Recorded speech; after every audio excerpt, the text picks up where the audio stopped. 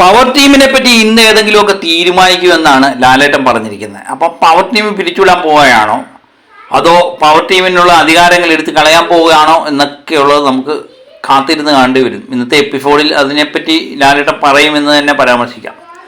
ഈ power team കൊണ്ട് ഏറ്റവും കൂടുതൽ പ്രയോജനം ഉണ്ടായ വ്യക്തികൾ ആരെന്നൊക്കെ ചോദിച്ചാൽ ഇപ്പം ശരണ്യ, ശ്രീരേഖ ഇവരൊക്കെ നേരത്തെ പുറത്താകേണ്ടതായിരുന്നു. ഈ പവർ ടീമിൽ കയറി പറ്റിയത് കൊണ്ടാണ്. അതുപോലെ തന്നെ നമ്മുടെ റഫ്മിൻ, ഗബ്രി ഇവർ 4 പേരുമാണ് പവർ ടീം കൊണ്ട് ഏറ്റവും കൂടുതൽ നേട്ടം ഉണ്ടാക്കിയത്. അവരെന്നൊക്കെ പവർ ടീമിൽ നിന്ന് പുറത്ത് ചാടിയിട്ടുണ്ടോ അന്ന് ഔട്ടായിട്ടുണ്ട്. അതിന് ഒരു ഉദാഹരണമായിരുന്നു നമ്മുടെ ഗബ്രി ഔട്ടായത്. കുറച്ച് നാൾ പവർ ടീമിൽ നിന്നു, അതിനുശേഷം പുറത്ത് വന്നപ്പം ഗബ്രി ഔട്ടായി. അതുപോലെ തന്നെയാണ് നമ്മുടെ ശരണ്യ ഇന്നലെ ഔട്ടായത്. കുറച്ചാൾ പവർ ടീമിലിരുന്നു, ഇന്നലെ പുറത്ത് വന്നു, ഔട്ടായി. ഇന്നത്തെ ശ്രീരേഖയുടെ അവസ്ഥയും അതുതന്നെയാണ്. അതുപോലെ തന്നെയാണ് റസ്മിൻ പവർ ടീമിൽ നിന്ന് ഈ ആഴ്ച പുറത്ത് ചാടും. ഈ ആഴ്ചയോ അടുത്ത ആഴ്ചയോ റസ്മിനും ഔട്ടാകും എന്ന് തന്നെ നമുക്ക് പ്രതീക്ഷിക്കാം. അപ്പം പവർ ടീം എനിക്ക് തോന്നുന്നു ഈ 3-5 പേർക്ക് വേണ്ടി മാത്രം ഉണ്ടാക്കിയ ഒരു ഇതാണെന്ന് തോന്നുന്നു. അതുപോലെ ഇതുകൊണ്ട് ഏറ്റവും കൂടുതൽ കോട്ടം ഉണ്ടായത് ഒരാളെന്ന് പറഞ്ഞാൽ ജിൻഡോ തന്നെയാണ്. ജിൻഡോയെ ജയിലിടാൻ വേണ്ടിയാണ് ഈ പവർ ടീം ഉണ്ടാക്കിയിരിക്കുന്നത് എന്ന് എനിക്ക് തോന്നുന്നു. ഇന്നലെ ലാലേട്ടൻ ജാസ്മിനെ ജയിലിട്ടതിൻ്റെ കാര്യങ്ങൾ ഘോരഘോരം സംസാരിക്കുന്നത് കേട്ടു. പക്ഷേ അതിനു മുമ്പ് വളരെ അൺഫെയറായിട്ട് പല ആഴ്ചയിലും ജിൻഡോയെ ജയിലിൽ വിട്ടായിരുന്നു.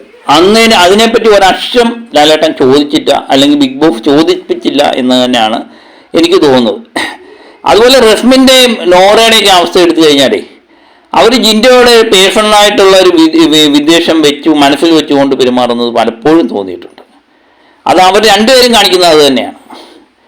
അത് റസ്മിൻ്റെ കാര്യത്തിൽ കൂടുതലാണ്. അത് റസ്മിനോട് പ്രത്യേകിച്ചൊന്നും ചെയ്തിട്ടില്ല. പക്ഷേ ജാസ്മിൻ്റെയും ഗബ്രിയുടെയും കാര്യത്തിൽ റസ്മിൻ ഇടപെട്ടതാണ് ഇതിനുള്ള ഒരു കാരണമായിട്ട് എനിക്ക് തോന്നുന്നത്. അവരോട് കൂടുതലായിട്ട് സ്നേഹം പ്രകടിപ്പിച്ചാണ് റസ്മിൻ പലപ്പോഴും പെരുമാറിയിട്ടുള്ളത്. പിന്നെ റസ്മിന് സ്വാഭാവികമായിട്ട് ജിൻഡോയുടെ ദേഷ്യം തോന്നി. അല്ലാതെ ജിൻഡോയും റസ്മിനും തന്നെ പേഴ്സണലായിട്ട് അങ്ങോട്ടും ഇങ്ങോട്ടും ഒരു വഴക്കുണ്ടായിട്ടൊന്നും എനിക്കറിയില്ല. ഈ വഴക്കുണ്ടായതെല്ലാം തന്നെ ജാസ്മിനും ഗബ്രിയുമായിട്ട് ബന്ധപ്പെട്ട വിഷയങ്ങൾക്കാണ് വഴക്കുണ്ടാക്കിയിരിക്കുന്നത്. അവസാനം റസ്മിൻ ഒറ്റപ്പെട്ടതായിട്ടാണ് എനിക്ക് തോന്നുന്നത്. അതങ്ങനെ തന്നെ വേണം. കാരണം അനുഭവങ്ങളിൽ നിന്ന് പാഠം പഠിക്കാൻ റസ്മിന് ഇത് കിട്ടിയൊരു അവസരമാണ്. അതുപോലെ തന്നെയാണ് ജാസ്മിൻ്റെ കാര്യവും.